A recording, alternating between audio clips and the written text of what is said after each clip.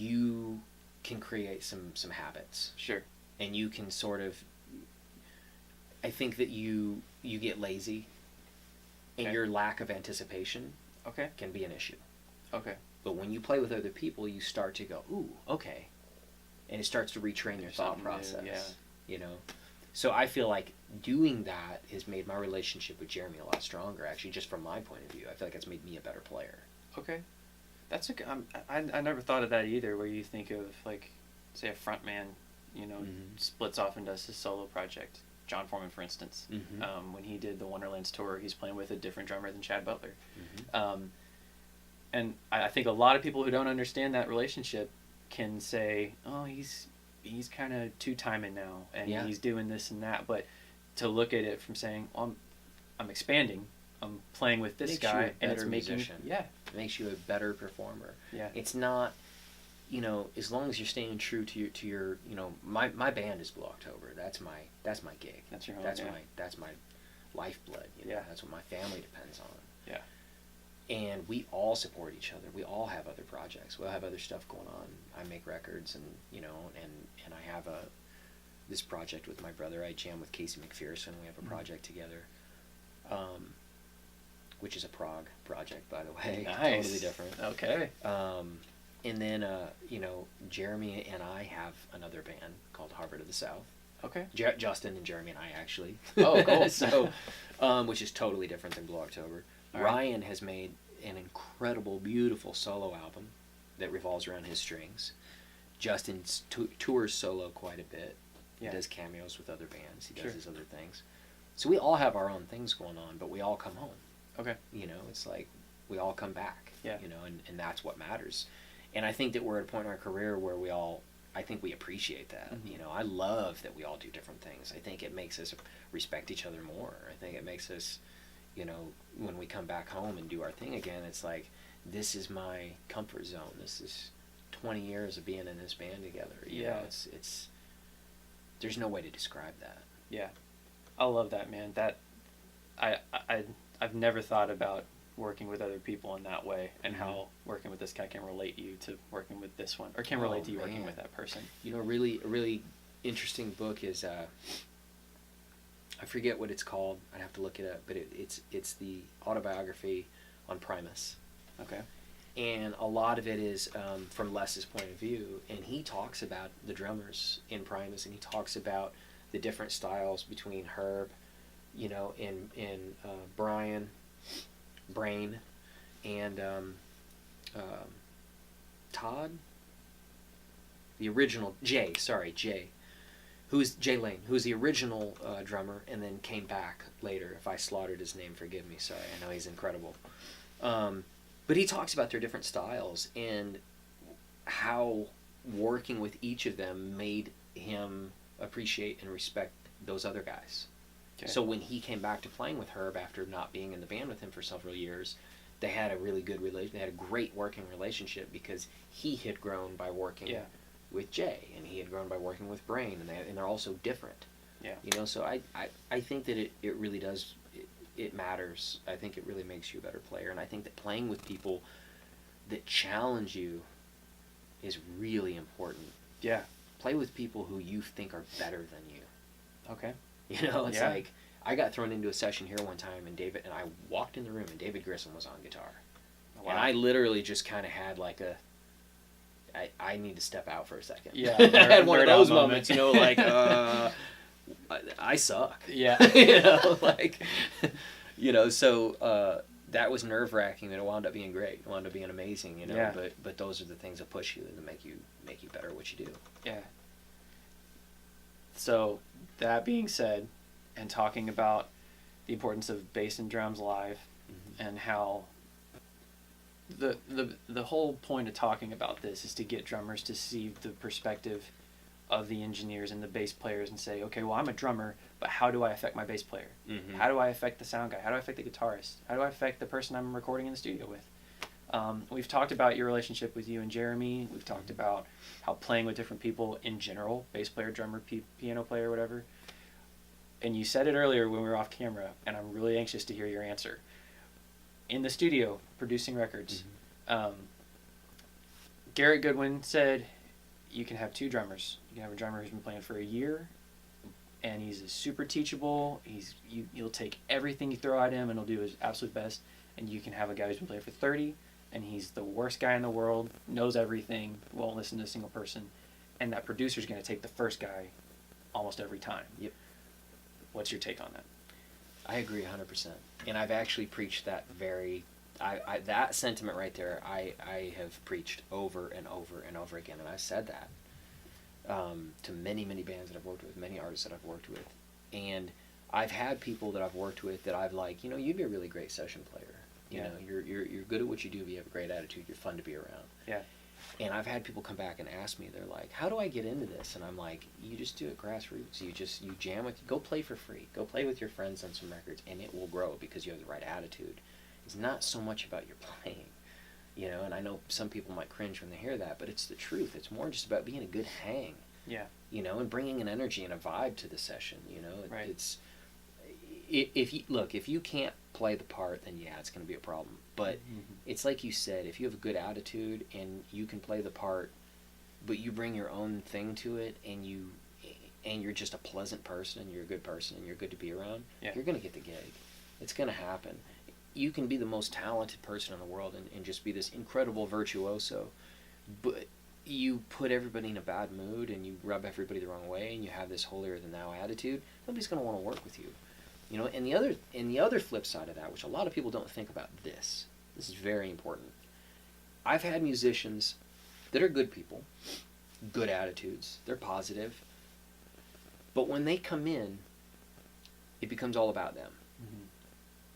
And that's a turnoff. And yeah, you may be a good person, you may be fun and funny and have a great attitude, but if you're here to do a session for, let's say it's an 18-year-old female singer-songwriter. Yeah. It's about her. Right. It's about her song. It's about what's best for the song. Yeah. Don't turn everybody's day into you. Yeah. And it's like, hey, all the attention is on what I'm doing right now. Like, don't make it about you. Yeah. Be very subtle. Yeah. And always make it about what she wants and about her and about the relationship between you, her, and the producer. Yeah. And the engineer. Right. If you come in and you're really good, but you're done and it's time to move on to the next instrument, and you feel like the artist hasn't said a word, since you've been there, you may want to reevaluate the way that you're approaching things. And I probably wouldn't use you again, to be honest with you. And I've had that happen. I've had a couple people that I'm like, they're really good, but it's not. I just don't want to make it about that. I want somebody that's going to come in and be very laid back and very understanding about the artist's perspective, and they're going to be there for the artist, not for themselves. Yeah. So how, that being said, I was thinking there tends to be an age and experience thing that comes with that too, or even I'm a drummer and you're not, why should I listen to you? Advice for drummers recording especially, we don't have to get into any specific details, Sure. but have you had moments where you may be working with a drummer who may be significantly older than you, or may have that attitude where, well, you're a bass player, who are you to tell me how to play my parts? From a producer's mindset, somebody who's saying this is where the song needs to go, and you're working with that drummer and trying to craft the song. Have you had those moments where you've had guys kind of backfire saying, well, you don't know what you're talking about, or I've been doing drums for however long? Like, oh yeah, I've had those moments with just about every position, with every musician, everybody. I will say this. I really, and maybe this is just my experience, and maybe I'm generalizing a little bit here, but I feel like drummers and bass players tend to be the most laid back people in the band. Okay. And I know that's kind of a, like a lot of people joke around that you're like, oh yeah, the bass player's always the quiet guy or the laid back guy. Yeah. Well, the drummer always winds up being the de facto tour manager, because they're usually the responsible, on time, kind of go-getter of the band. Like, that happens a lot, and I see that a lot, and I see drumming is a very physical thing. Yeah. It's It's not this. Right. You know, I can eat a Taco Bell and get up on stage and play a show and be fine. Yeah. You know, it's like you can't do that as a drummer. Yeah. It's demanding. It's hard. Right. You know, you sweat. It's tough, and when it's over with, you know, you're tired. Yeah. It takes a lot out of you. I think that to choose that instrument and be that guy, you have to have that personality in the first place. You have to be pretty type A in that sense. But drummers also tend to know their role, and because they're used to being the guy that's at the back of the stage, that usually is a reflection of their personality as well. Yeah. And so when I have drummers come in the studio, they're usually the coolest dude in the band. They're usually, or girl in the band. They're usually the one that's the most fun to work with because they're listening to what everybody's doing. Sure. You know, I feel like when it comes to not listening to everyone else and being a little bit more egocentric and a little bit more like, well, I've been. Guitarists are way more guilty of that than drummers or bass players. Okay. You know, and I'm not saying all guitarists are like that. Sure. You know, some are amazing and so great to work. And I have a handful of guitarists that I love working with. Yeah. But I feel like I run into that a lot more with lead guitarists and with vocalists than I do with drummers. Okay. Had experiences for sure where the drummer was a little bit of a know-it-all and you couldn't make suggestions. Yeah. But generally, no. Okay. Generally, it's positive. Cool. So let's get into the production mindset of the song. When you're sitting back and you got Jeremy or whoever recording, and you're looking for a certain sound. Mm-hmm. You're saying this song it's like you said, working what's best for the song, what's best for the artist. And just because you have this snare drum does not mean this snare drum is going to work on this song. Sure. How important to you is having options as a set for session drummers? Very important. So it's nice to have one. Okay, one of my jokes about Nashville is that they use the same setup for 4 different bands in a day. They don't even move. You know, some studios they don't even move the hi-hat mic. It's like, okay, next. Right. You know, it's the same sounds, and yeah, those sounds work, but there's not. I've heard it. I've heard it a billion times. You know, and there are a couple studios that I've been to that's kind of the mindset. And I'm not saying all of Nashville's like that. It's just a joke. Sure. I love you, Nashville. Yeah, I do love Nashville. Actually, it's one of my favorite cities in the world. Yeah. And some of the best players in the world, of course. But here, I don't want to do that. We don't want to do the same thing over and over again. That's part of why we do what we do is becoming a producer is like I get to be in a new band for a little while and then I get to jet before all the work begins. Mm-hmm. You know, it's like it's awesome. It's the best thing in the world. And so when we're making records, why don't you want to try new things? Why don't you want to experiment and have options and have you know different things that you can try and that you can do? And to me, one of the things I love about the record I'm doing right now and who I'm working this 2-piece band that I'm working with from Israel called Doties, the drummer is super laid back. He's a consistent hitter, which is very important for being a studio player. Sometimes it's just like when you hit the same consistency, dead center of the snare, you're making my life so easy. Yep. You know, it's like, thank you. And he's really good at that. But one of the things that's been a lot of fun is that he understands, as the engineer Matt Noveskey does as well, that the snare is the voice of the song. Yeah. The snare is so important. Snare choices are so important to a song. Imagine by John Lennon. Can you imagine any other snare on that song? No. You know? It's so important. It's so integral to the song's personality. Mm-hmm. So that's a big deal to me. Snare choice is very important. Having options is important. If you just have the same snare on every single song, you're just doing a disservice to the project. Yeah. Well, I think it can also be an important detail that at the forefront of your mind you don't even notice. Mm-hmm. Some people don't. There's a song by gosh, I can't remember the band, but the snare in it is just it sticks out. Yeah. And it's like that is a solid sounding snare. And it gives it character. Yeah. Yeah. And I think cymbals. I was about to get there. Yeah. Yeah. I love the idea. For me, I'm working on my collection of cymbals and having what I call a Rolodex. Yeah. I love the idea of having a closet of, I've got all these different hi-hats, these different crashes. And we saw in here, we were talking about PLS drums earlier. Mm-hmm. Oh, you got a couple snares in there I saw. Mm-hmm. How often in a day's session are you saying, I like this snare, but I think this one would sound better, or let's try a different Every one, session. or these cymbals, every single one. Every session. Okay. Very rarely do we go with the snare that we first try. Okay.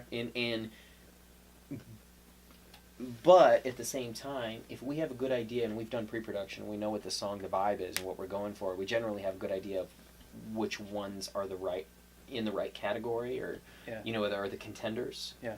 And we'll narrow it down to 2 or 3, and we'll try those, and then we'll roll with that. But we know, like we knew with the song yesterday, we needed we needed a metal snare, and we needed it to ring. Okay. We didn't want that super deep, dry, Austin thing. Yeah. This is very un-Austin snare. Yeah. Punk rock, and that's what we needed. And so we had 2 or 3 different snares that we tried, and we wound up settling on the DW that we wound up using yesterday, because it was the right sound for that song. Yeah. But again, it's really important, and I know that budgets are smaller and you don't have as much time and everything, but it's so worth spending the time to get the tones right up front, because it makes your life easier in the back end. And I absolutely, and I sound like a grumpy old man, but I hate hearing, I'll fix it later. Right. Fix it later. That just means everything's going to sound like everything else. Yeah. And who cares? Yeah. Let's do something in the moment. Let's capture a moment. Let's do something special. Yeah. And cymbals to me are very important.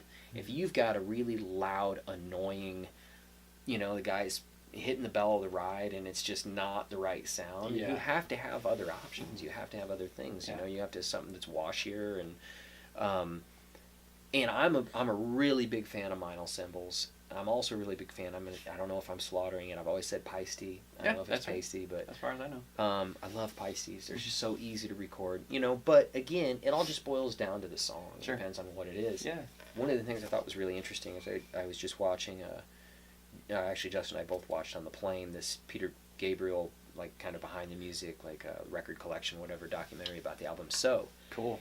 And he had a drum machine, which back then was, pretty revolutionary, but he had a hi-hat, and it just went, and it wasn't a real hi-hat, it was a drum machine. Yeah. And then he hired Stuart Copeland to come in and play on the song just to play hi-hat and to give it a swing. And they isolated it and played it, and I was like, that's awesome. Wow. I never realized the human element and what that did to the feel of the song and how important it was. Yeah. And I don't think anybody would have the budget or the time these days to do, or to bring in, like, hey, let's bring in this percussionist from Brazil, it's like, that used to happen. But it does go to show that those things matter, and having somebody who has good feel, but has good gear, and has the right gear, that is very, very important. That's one of the things at Orb that we really emphasize is my partner and I are not engineers, we're musicians. Yeah. And we built this with that point of view. Like, if I'm a musician, I go into a studio, what do I want to see? Excellent. I want to see toys. I want to see Yep. But we were just saying that earlier. You know? Yeah. Yeah, we're just saying that you got a lot of toys here, and that having that option, that experimenting ability, and you said it almost exactly how Travis Kennedy said it when we were talking to him, and it is stuck in my head since we talked. Was a lot of guys think, we'll fix it in post. Whether you're a producer or a bass player, I think that's the cool way you put it. Was when you're in the studio, you're not coming at it from I'm an engineer or a producer. I'm a musician, and we're writing a song, whether it's mine or somebody else's. Last thing, two last things. How, when you are producing a record, when you have a pop artist who comes in and says, I want a guitarist and a drummer, and this is the idea of the song, go with it. How do you find those drummers? I was talking to somebody the other day. They said, well, how do session drummers get their name out there? Do you have a list of guys that you already reach out to, or are you saying, hey, do you know somebody who would be good at this? Both. Both. Yeah, the answer is both. And the truth is, I have a group of people that I love working with, and I've actually pissed people off before, because I've had people that are like, why didn't I do that? Or why didn't you, and I'm like, it's nothing against you personally, but part of why I'm hired to do this project in the first place is because they trust my instincts. Yeah. And my instincts are that while you're a great player, this is the right person for this project. Yeah. And maybe it's even just this song. Yeah. I'm gradually working on songs with this this girl Alex right now, Alex Beitzel, and we're using different musicians on almost every song because every song is so different from one to the next. And part of the fun is I get to go, okay, I think that Kim Deschamps on pedal steel would be really cool on this one. You know what I mean? Yeah. I think that so-and-so would be really cool on this one. I think it's a good fit. Instead of just, hey, this is the band, we're going to bring it back in. Yeah. This is the band, we're going to bring it back in. This is the band, we're going to bring back in. You know, it's the one consistent member of, funny enough, of that project, though, is the drummer. Okay. Is Chris Deggy. Okay. And he's the perfect guy for this project. Yeah. But, you know, I have a group of people that I have a relationship with and that I've used before, so of course I trust them. I got my feelings really hurt one time when I was having a conversation with Dwight Baker. That's kind of a weird way to enter that. But that's cool. Let me start by saying Dwight is a very close friend of mine and somebody that I have enormous respect for. Cool. He's a no BS songwriter, producer, musician. You listening, Dwight? And he's not gonna tell you something. He's not gonna be afraid to tell you the truth. Cool. You know, and if you don't like what he has to say, so be it. Yeah. But I respect that about him. Definitely. So every once in a while, I'm like, I need some real honest feedback right now. I'm gonna hit up Dwight. Cool. And he's really good with me about that. But I remember one time I was telling him because he was doing some stuff that I really like, and he was working with like Ben Queller and some other people, and I was like, man, I live like 10 minutes from you, you know, and I've been playing bass my whole life. If you ever need somebody, hit me up. Yeah. And I did a session or two, but I remember one time he was like, I got George Reef, man. Like, I used George Reef on this stuff. And at first I was like, kind of just took the wind out of me, you know? I was like, oh, I'm not George Reef. Oh, man. You know, like, oh, he's right. George is the man. You know, but it's, to me, it's like, I get where he's coming from as a producer because I have friends that are great and I love what they do, but they're not necessarily the right fit for what I'm working on. You know, so it's kind of the same thing. I'm like, okay, I get that. I respect that. It can't hurt my feelings. It is what it is, you know? Yeah. And so that's the case with a lot of sessions. And mixing is another thing. I've had people that engineer that I work with and some people that have worked here in the past that have been like, I'm over here and why aren't you hitting me up to mix? And I'm like, because you have to trust my instincts and I just don't think you're the right person to mix this project. Yeah. That's nothing personal. Yeah. You know, it's about the artist. It's not about you. Right. And so I do have a group of people that I use, and I have a group of people that I'm really lucky to work with. Some of the best musicians in the world live here in Austin, and they love to record and they love to play, and they work for rates that are just unfair, you know, like that are just ridiculous. Yeah.